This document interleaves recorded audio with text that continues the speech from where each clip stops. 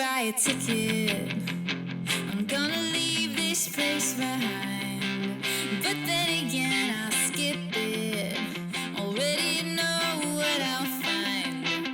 I've been trying to run away, but I get these panic attacks. Hi! Hello, everyone! So as you can see, I have a wonderful special guest. Stef, would you introduce yourself to my people quickly? Sure, your people. So I am Stef Sonyati. I am a trans woman YouTuber from Toronto. The only reason I am saying I'm a trans woman is because that's what most of my content is about, is trans issues, gender, and like just, being yourself and loving life. So I was wondering if we could talk a little bit about the differences between being trans online versus IRL. Okay. Should I just start with something that comes right to my mind? Yeah, exactly. So immediately, a lot of the trans existence is dysphoria, especially in early transition or just in general for a lot of people. I find what is better online than in real life is a way to manage dysphoria, which sounds odd, but for me, before FFS, for example, I had lots of things where I could edit pictures so I could look and see what I wanted to see and see what I actually saw in my mind in an image, and I could show that to people, and that would be how they would see me. And that was better. It's harder to manage that in person because you can't control what people are seeing about you. When it comes to transphobic comments and actually facing transphobia, do you think you deal with more of that online or? Yes. I think passing is a terrible concept that we should abolish, but as far as that goes, I don't know really where I fall. I don't really think about it much, but I think usually people don't really take a second look anymore unless it's for the white hair or the face or something. I only do a double take because you're gorgeous. Oh, thank you so much. That's a totally different reason. I really just haven't encountered much transphobia since high school, and back then they didn't even know they were being transphobic, that they were being homophobic, so that's their problem. Oh. I'm sure it would be harder to deal with in person because it's a lot more threatening. Have you had to deal with transphobia in person? Or are you saying no because you typically pass? Or are red? I guess that's why. I'm not sure. Maybe it's just because people are nicer in Toronto.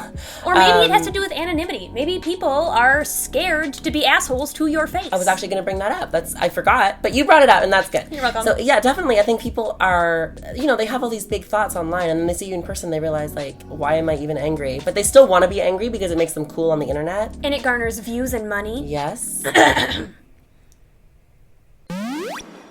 And I'm actually going to back up a little bit because I was wondering I was wondering personally if I related to your, is my dysphoria more intense online versus IRL? The thing I'm most dysphoric about is my chest. Okay. And usually if we take a look at the screen, my audience really can't see my chest because I typically shoot from here up. Right. And so I feel at least I portray myself as flat. People can't see my boobs. That makes you more comfortable? It makes me more comfortable. You don't have to think about it online as much.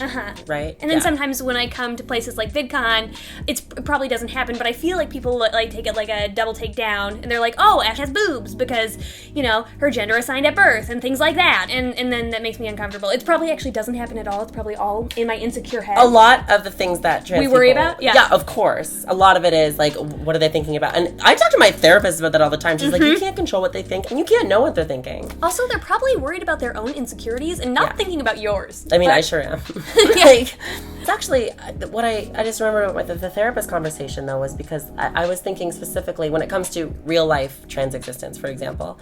I would be like, okay, well, I'm walking down the street, and let's say I don't wear makeup out that day, and I see people looking at me. My immediate thought is they think I look like a dude. This is not a conscious thought, but this is what we got to. Therefore, I am worthless, and I should go home. What's the connection? So that is difficult, and that's not something people are doing because they're just looking at me. I don't know what they're thinking. You know what I mean? But that's definitely something to do with my transness. Experience, that's it. Because it's directly tied to the gender dysphoria. Whereas online, people have to be blatant with their thoughts. You can't just interpret what you think they're thinking. Obviously, I think online harassment can be much more vicious, and it can be very difficult to deal with, of course. But I think it's at least obvious when it's happening, and you don't get mixed signals, maybe. Sure.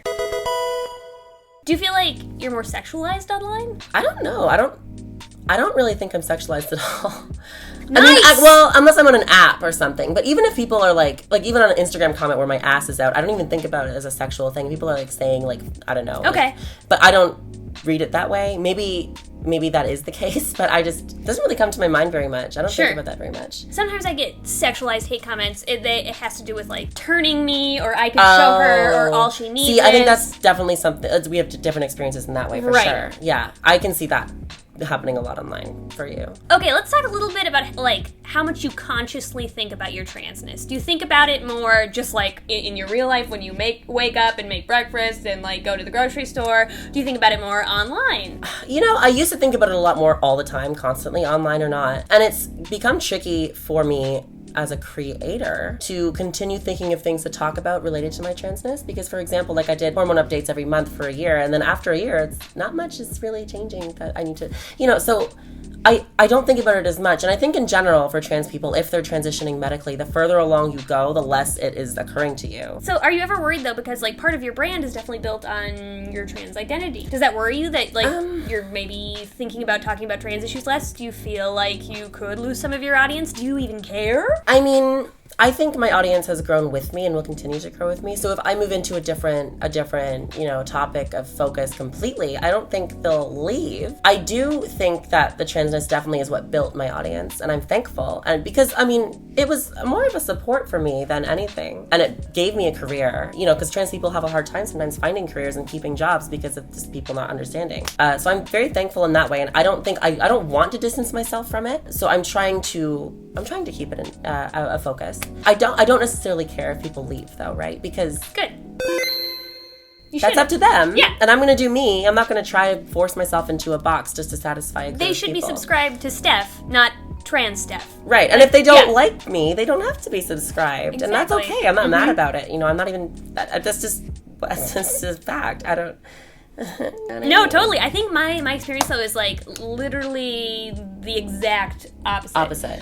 Because so you're thinking about maybe talking less and less about gender. Right, and you're talking all more I about want to do is talk more and more about it. it. Right, okay. Yeah. So are you concerned that, like, are you finding that people are not wanting you to, or? It's kind of like a mishmash. Some people really love it. Some people say, I miss the old Ash. I'm obviously like starting to show up on the radar of a certain community that really doesn't like it when I talk about gender. So it just is kind of like a complicated, messy thing. Yeah. But I think that I'm probably just going to end up talking about whatever I want to talk about whenever I want to talk about it, as long as I feel safe and mentally comfy. So that's kind of like the conclusion I've come to. Yeah, that's fair. And I think that's really what all creators should do, whether we're talking about gender or not. But especially as, when we're talking about gender, that is a targeted thing. People do like to dismiss it or otherwise. But I think it's definitely healthy, and it's a good idea to just talk about what you want to talk about. And if that happens to be gender, so be it. And if you are tired of talking about gender because you don't have anything else to say, then talk about whatever else you want to talk about. Just talk about whatever you want. Yeah. Do whatever. Can you swear on your channel? Oh, yeah. Do whatever the fuck you want. That's my motto. I think that was really empowering. I think maybe that's how we should end the video. Do whatever the fuck you want. Do whatever the fuck you want. Okay, bye.